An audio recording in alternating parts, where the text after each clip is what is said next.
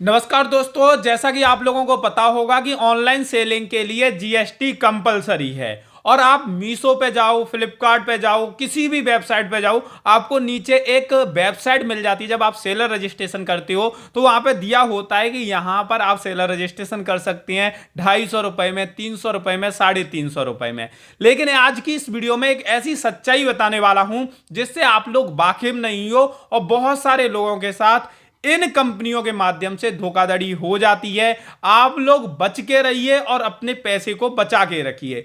दोस्तों, होता क्या है कि जब बात आती है जीएसटी रजिस्ट्रेशन की तो हम मार्केट में जाते हैं और जो अकाउंटेंट होते हैं उनसे पूछते हैं कि भाई हमें जीएसटी रजिस्ट्रेशन कराना है, अब कितना रुपया लोगे।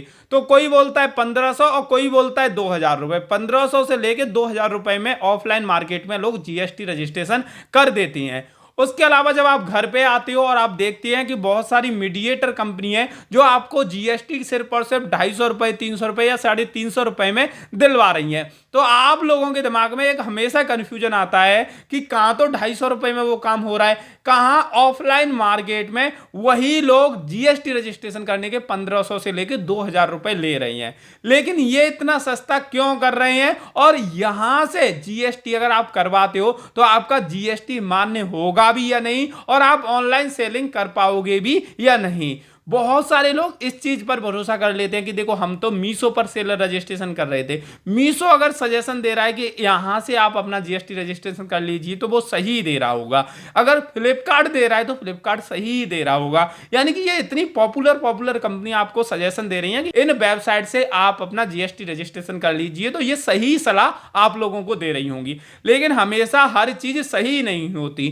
दोस्तों, अभी कुछ लोगों के साथ क्या हुआ है मैं आपको बताना चाहूंगा कि उन्होंने सेलर अकाउंट बना रहे थे और वहां पे ये थर्ड पार्टी जो वेबसाइट थी जो जीएसटी की सर्विस देती थी, वहां पर जाके कुछ लोगों ने पेमेंट कर दिया। 250 रुपए का, 300 रुपए का, 350 रुपए का पेमेंट कर दिया, डॉक्यूमेंट दे दिए। लेकिन उनके पेमेंट को एक एक महीना हो चुका है और अभी तक उनको जीएसटी नंबर नहीं मिला, जीएसटी सर्टिफिकेट नहीं मिला, उनका कॉल नहीं लग रहा, मेल के रिप्लाई नहीं दे रहे।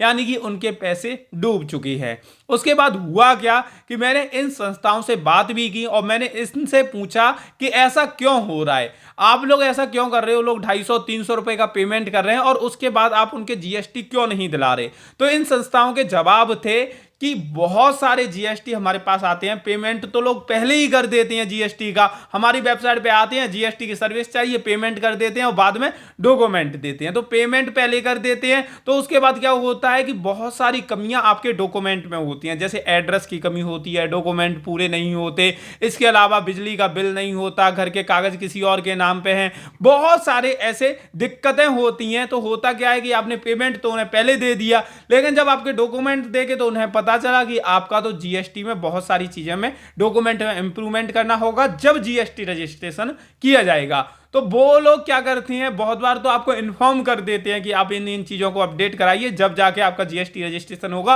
और बहुत सारी ऐसी फेक कंपनियां हैं जो आपको इन्फॉर्म भी नहीं करती और आपके पैसे लेके बैठ जाती हैं। अब भाई दिक्कत कहां पे आती है, आपका छोटा सा अमाउंट होता है 250-300 रुपए। अब भाई 250-300 रुपए के चक्कर में ये आपके डॉक्यूमेंट को करेक्ट नहीं कराती। इनका कहने का मतलब ये रहता है कि आपके पास ये सभी डॉक्यूमेंट होने चाहिए और जब भी हम आपका जीएसटी रजिस्ट्रेशन कर पाएंगे, और वो भी डॉक्यूमेंट आपके एक्यूरेट होने चाहिए। लेकिन अक्सर मैंने देखा है कि जो लोग ई कॉमर्स का नया बिजनेस शुरू करते हैं वो यंग जनरेशन होती है, जिनके जो घर के कागज हैं, बिजली के बिल हैं, वो पापा के नाम पर, दादा के नाम पर होती हैं। तो इस वजह से कंप्लीट डॉक्यूमेंट खुद के नहीं होते और वो कंप्लीट डॉक्यूमेंट खुद के कंप्लीट कराने में टाइम भी लगता है। तो ऐसे जो कंपनियां हैं, जो मीडिएटर कंपनियां हैं, वो इस चीज की गारंटी नहीं लेते कि आपके डॉक्यूमेंट को हम पूरा करेंगे। उनके पास इस चीज की गारंटी रहती है कि आप लोग डॉक्यूमेंट कंप्लीट करके हमें दीजिए, जो कि उन्होंने लिस्ट में आपको बता दिए होते हैं कि ये डॉक्यूमेंट चाहिए। अगर आप लोग वो डॉक्यूमेंट कंप्लीट करके दे देते हो तो आपका जीएसटी रजिस्ट्रेशन कर देंगे, और नहीं देते तो वो जीएसटी रजिस्ट्रेशन जब तक नहीं करते जब तक उनके पास कंप्लीट डॉक्यूमेंट नहीं आते। बहुत सारी कंपनियों का एक टाइम पीरियड होता है कि इतने टाइम पीरियड के अंदर अगर आपने उन कंपनी को डॉक्यूमेंट प्रोवाइड नहीं किए तो आपकी जो फीस होगी वो चली जाएगी, आपका जीएसटी रजिस्ट्रेशन नहीं किया जाएगा। तो बहुत सारे लोगों के इस तरीके से पैसे डूब जाते हैं। इसी जगह बहुत सारे लोग मार्केट में बहुत सारे अकाउंटेंट बैठे हैं, उनसे 1500-2000 रुपए देके क्यों कराना पसंद करते हैं। पर्सनली मैंने भी वहीं पे जाके अपना जीएसटी रजिस्ट्रेशन कराया था और उनसे ही जीएसटी रजिस्ट्रेशन कराया था। लेकिन मैंने उनसे क्यों कराया, उसके पीछे का मैं जवाब देता हूं। जो कंडीशन मेरी थी वही कंडीशन बहुत सारे इंडियंस की होती है। मैं भी यंग जनरेशन का हूं, मेरे नाम भी सारी चीजें नहीं है। बिजली का बिल मम्मी के नाम पे आता है, घर के कागज पापा के नाम पे, बिजनेस मुझे उसी घर में करना है। तो क्या हुआ कि मुझे पता था मेरे पास डॉक्यूमेंट कंप्लीट नहीं है, तो मैंने सीए से पहले ही बोल दिया था कि देखो ये डॉक्यूमेंट है, आप देख लीजिए और पैसे बता दीजिए। उन्होंने बोला 1500 रुपए लगेंगे। मैंने 1500 तो दूंगा, लेकिन सारी जिम्मेदारी आपकी रहेगी। कोई भी डॉक्यूमेंट कम पड़ा तो उसे आप सुधरवाओगे, अपडेट करवाओगे,